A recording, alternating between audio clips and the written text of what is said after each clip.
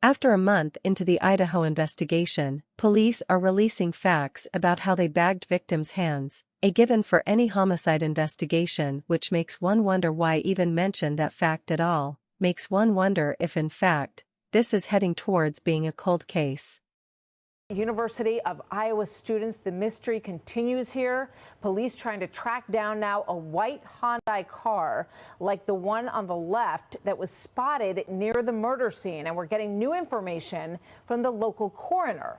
Correspondent Alexis McAdams on the ground in Moscow, Idaho with the very latest today. Hi, Alexis.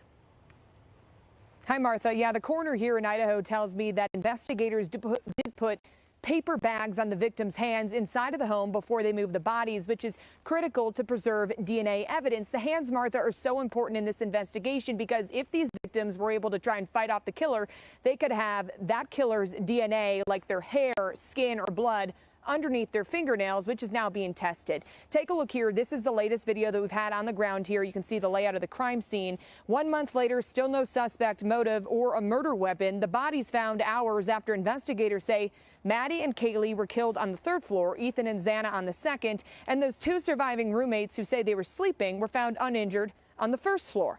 This video shows Kaylee and Maddie out at a local food truck just hours before they were murdered. Just before that, police now say the girls were at this local bar in town, and we now know investigators reviewed hours and hours of surveillance footage from that bar, Martha, and they have cameras both inside and outside. Also, Fox News learning this afternoon that investigators have also collected hours of video evidence from a nearby gas station that's only about a half a mile from the murder scene. We've been trying to use those videos to garner new information. As you can imagine, there's hours and hours and hours of video, so it does take a lot of time. As police comb through that video from at least 2 local businesses, we're learning more about some of this other DNA evidence in that car they're looking for, Martha. And we know the front door of this home was left open, according to a neighbor, for hours before police were ever called. Martha? That's an odd detail.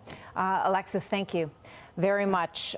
Boy, all of those families heading into this Christmas, just going through a very, very difficult time. And we do hope there's going to be some resolution and some movement in that case in the near future.